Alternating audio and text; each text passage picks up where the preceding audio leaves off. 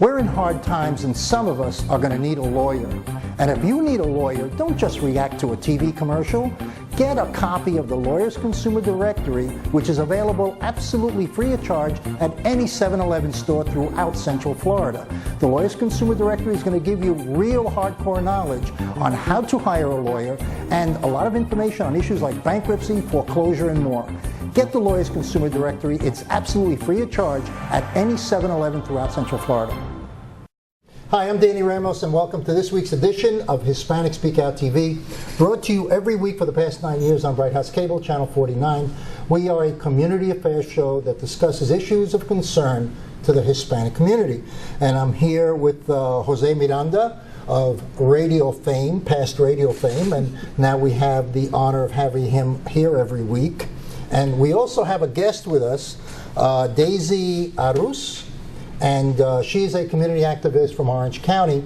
And I met Daisy at the Democratic headquarters for the campaign for the presidential election. And, you know, we got to talking, and I invited you to the TV show, and you had an interest of coming on and seeing, you know, maybe participating with us and lending us some interesting viewpoints. Jose, what do you think? The president is now President Obama. Where do you think we're going to go for the next 3 months? Well, what do you think is going to happen? First of all, congratulations to the Democratic Party for their accomplishments. And it's been a tough fight. They've had to endure lies and flip-flops and things like that against them, and a good organizational skills that got this off the floor into a winning side. As far as what there's no question to have good organization. Oh, no, excellent. Because it was like ground warfare. It was all on the ground. They pulled it off from the ground side. Well, they had very good organizational grassroots. They've had it in place for over a year and a half. Yeah. They were ready for this, and it shows with the intelligence and the way they went to work on things. But it was close on the popular vote. It was close. Actually, Mr. Obama, the president, won the popular vote. I know he did, but it was close. However, that said, it was too close for an incumbent president. It was you know, people were concerned going in that, you know, an incumbent president might not make it, but he did make it, and that had to do a lot with the capability of his people on the ground. They put together a great campaign. One of my main concerns right now is the lackluster performance of our state, Florida, which still at this point has not been counted due to the shenanigans of the Republican Party and our illustrious governor, which, by the way, we should start talking about who the next governor is going to be very, What, very you want to soon. run? You know, no. No? You want to run? Somebody that's qualified. No? That's a hard act to follow. Yeah? In Really? the negative side. Well, you know something, everything, it's a yin-yang, you know what I mean? So what happens is it evolves, you know, you're going to have a Democrat, and, you know, it's always changing, and that's what keeps the country balanced. Yeah, if but it was the state of Democrats Florida, all the time, right, then what would happen is it would be a different country. We're based upon checks and balances. You've been here a very long time in the state. When was the last time this state actually went through an election that there was no issues and they actually voted? What year was that? You mean, what kind of issues are you talking about? Any issues. When was the last time the state of Florida voted with everybody else on time without any kind of mishaps? When was the last time? No. You're asking me a question. I'm answering the question. There was an era when the population of Florida was extremely one-sided. Right. In the past 15 years, at least I got here in '96, and I was in really the back of the first wave of Hispanics coming from up north. Right. The state has been changing radically. I mean, there's been comments on TV that the Republican Party has to wake up to the color of beige and black. Yes. Because they're losing the country because they don't have an appeal to the beige and black color. Right, there's no inclusion. You know? Right. And that happens with the state of Florida. You know, Orlando was in the middle of the Bible Belt. You know, and when I got here, let me tell you something. There was not one Hispanic elected official. Okay, everything was controlled, strictly controlled by non-minorities, and that was in 1996. Right. Since then, everything has changed. So what I think that you're commenting on is true, but it has to do with a great social shift of population that the state of Florida is going beige and black. Right. And what's happening is the population that was here is losing ground in proportion to the people that are So moving they're in. causing resistance that is showing up in Of course. in Does anybody want to give up power? Nobody wants to give up power. Well, the numbers You know? clearly state, the pundits are out there saying it also, that the white population, for example, is at, I don't know, 67 or 72%. And so, and our numbers are rising, the blacks, Hispanics, Every day, Indians, every day. everything. So there is a concern, they can see the numbers that they're falling behind. So either they have to go out and make a bunch of babies right now, That's not going to happen. you know, or something else. But getting back to the point, where do we go from here? We go forward with the ideas that got us here, the country, that we work together to overcome the situation. And we have a lot of stuff to overcome, don't you think? I sure do. Diversity is the biggest issue in Florida. When you try to integrate the non-minorities with the minorities, that's when you see chaotic behavior between political, between government, between all kinds of companies. No, like you said, nobody wants to give power. But what happens is, eventually, you have to give ways for other people to come in. Change the culture a little bit. You want to something, Daisy? History proves that nobody ever gives way. You got to take it. Now, in our country, It's unfortunate. You're right about that. Yeah. I will agree. But taking it requires drastic measures in most cases. Civil war. No, we do it at the voting polls, you know, and it's happening Yeah, but slowly. the voting You know, polls- look, Darren Soto got elected senator yesterday, okay? He started as a state rep. And in 1996, there was no Darren Soto. There was nobody. There was no Tony Ortiz. There was nobody. There was no Demings. There was no Val Demings. There, you know, all of that stuff happened after. Val Demings, police chief. Jerry Demings was police chief. Jerry Demings is now black. He's now Sheriff of Orange County. In 1996, that did not exist anywhere. That came later. And it was a reaction to the population shifts. So what happens is, like, okay, you know, there's a lot of presence in the Hispanic and black community. Let's start with the police department, or let's start with teachers. And as that starts, it starts change. But it does take a generation, because the guys in power have to fall away. Now, you can't go up and shoot them. You can't shoot them. You can't hang them. Well, so they die out. They literally die and get replaced, and the social fabric of a community changes over time. But again, it's not done easy. No, you of know, course you not. have martyrs. You have the people that have been stepped down, that actually get thrown under the bus in order for those other people to shift and to move. That happens, and those are the people who come first. Those are the leaders who come first. That are the marchers, and they're the guys with the picket signs. And in my era, you know, going back to the 60s, I went all the way back to the 60s, we marched in New York, we poured Anheuser-Busch beer into the streets by the caseload, you know, because Anheuser-Busch at that time didn't have one black or Hispanic in their corporate headquarters. So we actually reacted very strongly in those times. And I you know, I was a part of that in New York City. It's happening in Florida, not so drastically. Although, I'm thinking about doing some reactionary stuff.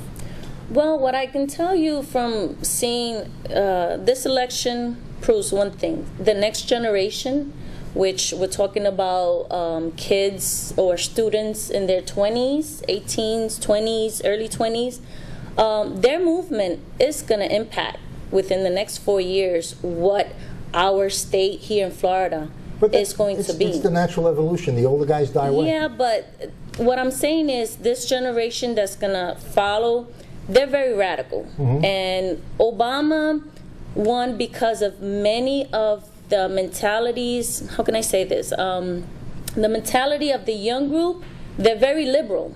You talk about their rights, women's rights.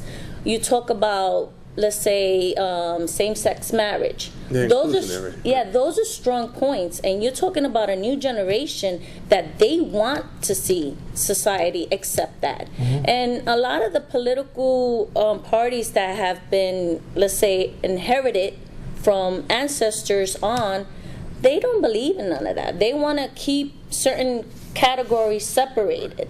So this new generation coming up it's going to make a big difference on how Florida is going to be perceived. Are you saying that the conservatives don't have a generation coming up? They're not having to look at Romney. They do. Romney, you know, they were making a joke how black Romney is, right? Because they were stereotyping, right? So they showed Obama with his family, with 2 kids, right? This was on a comedy show.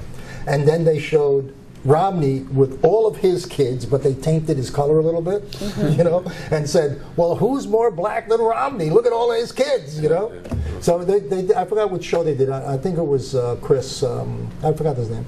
But, you know, the reality is that we will always have differences. We will always have different approaches. You know, you always have groups. That's what elections are all about. Well, part of the problem that has been exposed here by the Republican Party is their lack of inclusion and their lack of understanding that we actually moved into the 21st century in some aspects. And so, and their platform was horrendous, I would think. And not to them. No, not to them, but just, it was very finite, you know, that there wasn't room for changes in there. And even with the vice president and his views as a lawmaker towards things like abortion and other civil rights issues. So I think they fought a good fight in terms of. I'm surprised they got that far. To be honest with you, I mean, a lot of Republicans saw it that he was going to win by a short amount. But I'm really surprised that based upon the political platform that they were promoting, that they actually got that far, because they're not realizing that the color of the country is changing. You know? Well, on that same note, I mean, if you really want to analyze the whole situation, why did Romney get that far? I believe that the reason why he got that far is because many people still can't accept the fact that Obama is black, and they don't like that fact. So a lot of people are like, okay, well, it's time for me to move this guy out. So what happens? So you have this whole group that says, okay, we gave him a chance, he didn't work out, let's get him out. But that's what anybody, if a guy doesn't work out, they try to get him out. Yeah, but it's part of the club. How many presidents actually do any good in 4 years that you know of? Clinton. Clinton was there 2 terms. Yeah, he was. Okay, that's not 4 years. Clinton really did a good job. He did a good job, but the state, I mean, the country was in a good status too. So it's not like he inherited garbage. You got to remember, Obama inherited a lot of debt. They blame Obama he for the... He inherited a lot of debt, but he also spent a hell of a lot of money. Now, you can say that he spent the money to save the country and to save the economic situation, but he inherited $4 trillion, he ran it up, we're now at $6 trillion in debt, and that happened under his watch. Well, but no, because nobody will ever know the story, the real story behind that. Because you and I, the 3 of us are on the outside. We will never know the true story. Of course not, but for you to say that he inherited, he made it worse, you're talking about a debt that's been from generation to generation to generation for God knows how many years. He inherited whatever he inherited. It was bad debt. I think that for the 4 years that he's done, I think he's done a good job. One, the market, people are actually buying houses. Before he got here, people were losing houses. Are people losing houses as fast as they were before he got into the house? You brought up a good subject, and we're not going to have enough time to talk about it. But we are going, right now, right after the election, the stock market went down 312 points. We are looking, and everybody, Democrat and Republican, are calling it the cliff. We are headed towards the cliff on December 31st, and that cliff means financial disaster for the United States. Now, it's going to happen on Obama's watch. Whatever's going to happen is going to happen on his watch. Okay. So history will look at it that way. You know, and these guys have to get together, you know, and do a deal. They have to finally do a deal, right? Yeah, they got to do a deal. And not a bipartisan thing, but just together. And if they don't, we're going to roll over that cliff. But you know what? It's not going to be the end of the world. Okay, the end of the world will not happen on the 31st. No, it's not going to happen because they won't allow it to happen, like they didn't allow it to happen the last 4 years ago when we faced that. We know we have to make cuts. We know we have to raise some taxes because you have to have money coming in order to cut and to run the government. Didn't Obama say he would not raise taxes for the middle class?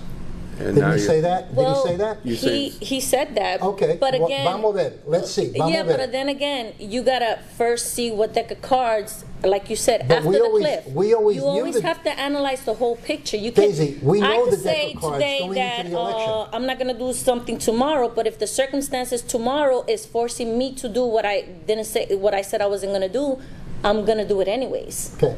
Are we wrapping up now? Okay. We're running out of time. They're just giving me the hand signals. It's unfortunate, but we only had about 14 minutes. But the reality is that we have to break for the next segment. And it was very important that we talk about the cliff, which we can resume next show. Right. Okay, and get into the detail of it, because I think that is where it's at right now. Okay, Daisy, Jose, thank you very much. This is Danny Thank you for Ramos, having me. Hispanic Speak Out Thank TV. you. We will see you next week, every Tuesday night on Bright House Cable. Don't forget to tune in. And welcome back to Speak Out Bright House TV Network. Here with Danny Ramos tonight, this evening. I'm Glenda Chauncey with the Law and You segment this evening, and we have Tracey Kagan, who happens to be a criminal defense attorney A here criminal in, defense attorney in here in Orlando, Orlando. Florida. And she's our guest tonight, and we're just going to kind of go through some questions, a little bit about you and what it is that you do for people out there that get into trouble. First of all, let's talk about where you're from, how you got into law, what was the decision factor to do that? Well, that's a long story, but I'm from New York. I'm admitted in New York and Florida. I was a public defender in New York City for 9 years. And I was a prosecutor in Seminole County for a time, and I've been a private attorney in Orlando now for the last 16 years. 16. So I've been doing criminal law for 22 years. 22 so if it's years. criminal, I know it. So you've probably seen a lot of changes over the years, I'm sure, watching different legislations, and one of the bigger ones is the Mothers Against Drunk Driving, I guess, is a MAD. powerful, they're pretty powerful in our state. Well, let's get a couple of questions out, and let's see, our viewers, so they can kind of understand what you specialize in and what's important to you as an attorney in criminal defense. Biggest question I think a lot of people like to ask is, what do you do when you get arrested?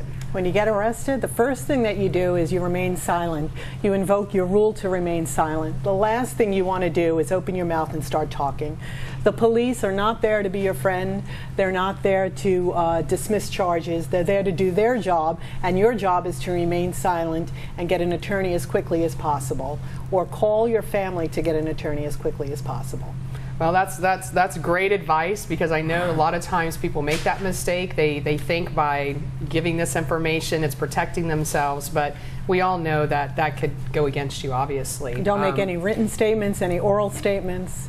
Just Right. keep your mouth quiet. And let me ask you this, in a traffic violation, now knowing that somebody may have a history or record, but can they physically be arrested for a traffic violation? You could be stopped for a traffic infraction. You could be arrested. There are criminal traffic violations, DUIs, driving on a suspended license, being a habitual traffic offender. But you have to be stopped if you observe an infraction, a red light, a stop sign. That you have to have a reasonable cause, a probable cause for the stop, and then you can get arrested. Well, what if the reason wasn't a probable cause, and it was something that, maybe the police officer was a little overzealous to say that you did something or didn't do something? Maybe did he run a tag and see that there was a problem before? Well, they could run a tag. They could run can. the David. It's called on the David system, and they could run and see whether your license is suspended or not, whether your tag's expired, and then they could stop you for that infraction. They can only keep you for a certain amount of time for that infraction and write you a citation. If they observe something else, if they smell cannabis in the car, if they see contraband or a weapon in the vehicle, then they can search your vehicle. But if not, they can only keep you long enough time to give you the citation. Correct. Now, knowing that, our economy right now, I think people are majorly stressed out, to say the least, with the, job loss, things like that. And I think a lot of people sometimes go to that side of drinking because maybe that's the way they can deal with their stress and their issues. Have you seen an increase in DUIs? Just out of curiosity, have you seen this happen in the last couple of years or so? I've seen an increase in DUIs, not just because of the stress in the economy, but because DUIs are revenue producing. And DUIs produce a lot of revenue for the county. A normal DUI can run you, forget the attorney fees, but a normal DUI can run you anywhere from $1,500 plus classes. And a DUI is really two separate cases. You have to deal with the criminal court, it's a misdemeanor, and DMV. So then you have to go through licensing to get your license reinstated. It's very cost prohibitive. So if say for an example, I don't want to use me as an example, let's say a friend Yeah. gets pulled over, they get a DUI. What is really, because I hear the cost, people say it can go anywhere from $10,000 to $15,000. I mean, is that? No, that's a bit exorbitant. I think for a first-time DUI, it could probably run you about $2,000. Then it's an enhanceable crime. The more DUIs that you have within a certain period of time, the more expensive, the more sanctions are imposed. So, yeah, I mean, I don't think it could be that high unless, of course, it's a DUI manslaughter or something along those lines. So, and I know there's a lot of community service that has been implemented, and I think, again, that's probably the strength of MAD and SAD. Yeah. There's a lot of programs. Sometimes some of the judges have you write essays. If there's a DUI with property damage or bodily injury, Correct. they may have the victim there to speak to that. You may have to address the family. You may have to do an essay on road markers. Wow. One judge in Seminole County has you go to different road markers and write a 500-word essay on the profound effect it has on you. Yeah. And you know, and rightly so. I mean, I think some people have to take accountability. I mean, if you're going to drink and drive, you know, you're getting behind a wheel, you really could change someone's life. Oh, no. I mean, absolutely. You have can. to really consider that. And I know that a lot of bars try to be proactive. I know a lot of places try to be proactive. But I know you can't fully stop it. I mean, that's probably impossible. But the question I have, because this is something that amazes me, you're parked, you realize you're drinking and driving, and you realize, I'm not driving too good, so I'm going to pull off on the side of the road. Right. But I want to leave my keys in the ignition. That's an excellent point. Well, I'm a defense attorney, so my knee-jerk reaction is, and to the jury also, didn't you do the smart thing? Didn't you exercise proper judgment? He pulled off the side of the road. He knew he was impaired. All right, so he left his keys. We live in Florida. You want the air conditioning on. You're not going to sit in a hot car. But merely having the keys in the car in Florida law means that you're technically driving, and that gives them probable cause to charge you with DUI. So you literally could be arrested sleeping in your car just because Absolutely. you kept the key in the ignition. You could be arrested any time, but you have some good defenses. If you have a good attorney, you have some good defenses. And if you have a good jury, a smart jury. That recognizes that. Now, okay, so let's say I pull off the side of the road, Okay. because I'm just thinking, you know, could happen one day. Yes. And I take the key out and I throw it in my glove compartment, or I put it on a back tire. What happens then? Well, then you're pretty good. I mean, then you have a great defense. Even if they do a DUI investigation and subsequently arrest you, you have an excellent defense because the engine's not running. The case law in Florida is if the engine is running or the key's in the ignition, theoretically you're driving. So if your key is in the glove box or in the trunk, then you're not technically driving. Doesn't mean they won't arrest you, just means you have a better defense. Okay, so let's say I'm on the side of the road, I threw my keys in the glove compartment, and now they want to search my vehicle. Well, they'll go do a DUI investigation first. They have to place you under arrest to do a search of your vehicle unless they see something in plain view. Under the law, they cannot just stop your vehicle and search your vehicle. So they can't go in the back of my trunk and somebody placed, you know, something in my trunk that could be very damaging or could really send me to prison. If you're under arrest for a DUI, then absolutely they can search your vehicle. Really? Yes. If you're under arrest for, if you're pulled over for running a traffic light and they smell cannabis and they search your vehicle and they find a bag in the trunk, you could be charged with possession of marijuana over 20 or under 20 grams or oxycodone or whatever. You could be charged with it.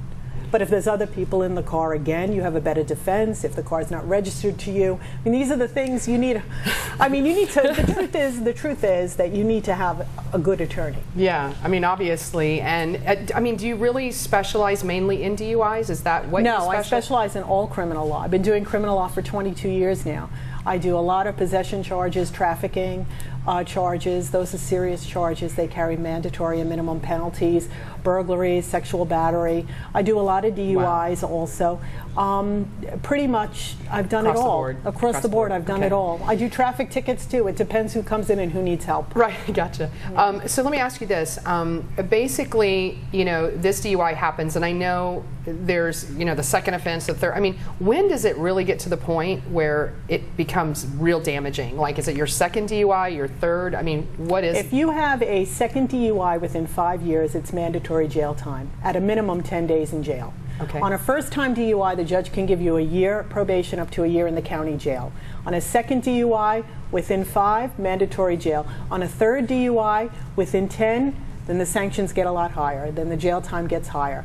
A third DUI could also be a felony and not a misdemeanor. Right. And then, of course, it's enhanceable if there's property damage, bodily injury.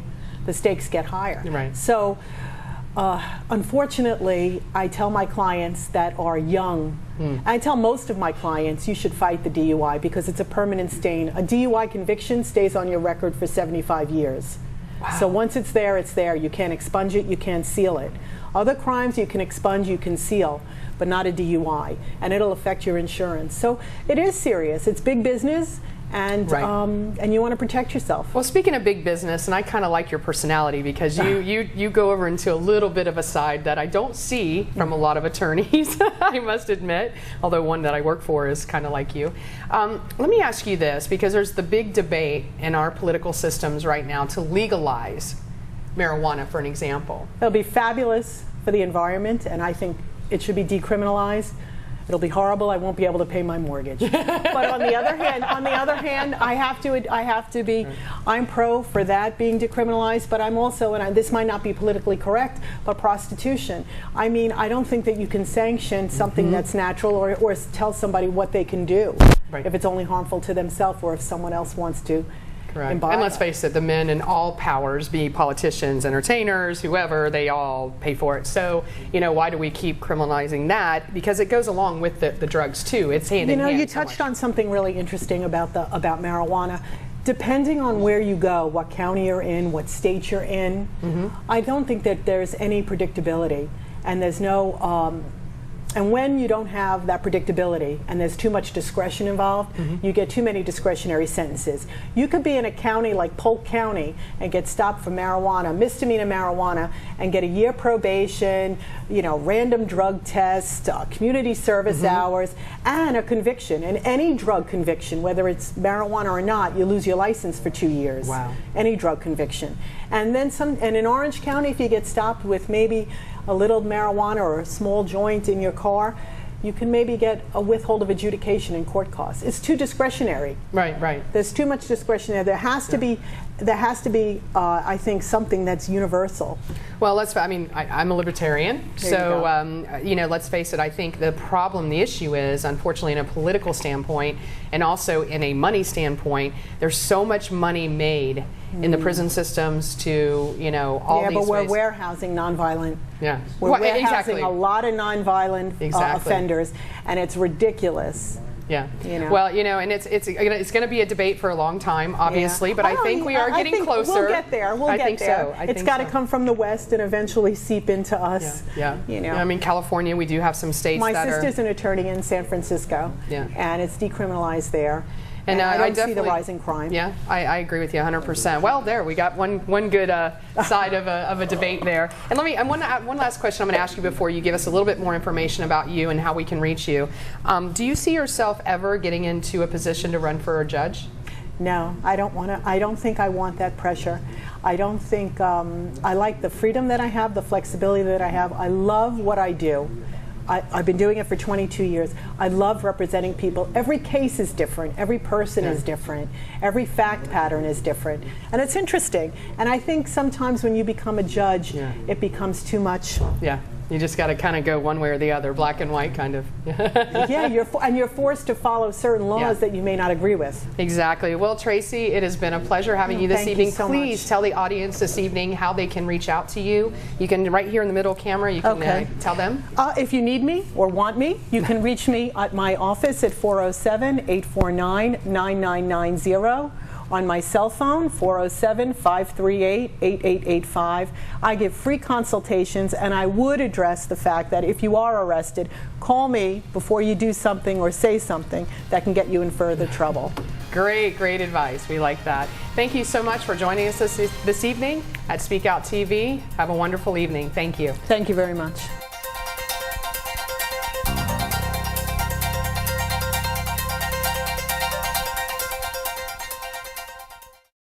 We're in hard times, and some of us are going to need a lawyer. And if you need a lawyer, don't just react to a TV commercial. Get a copy of the Lawyers Consumer Directory, which is available absolutely free of charge at any 7-Eleven store throughout Central Florida. The Lawyers Consumer Directory is going to give you real hardcore knowledge on how to hire a lawyer and a lot of information on issues like bankruptcy, foreclosure, and more. Get the Lawyers Consumer Directory. It's absolutely free of charge at any 7-Eleven throughout Central Florida.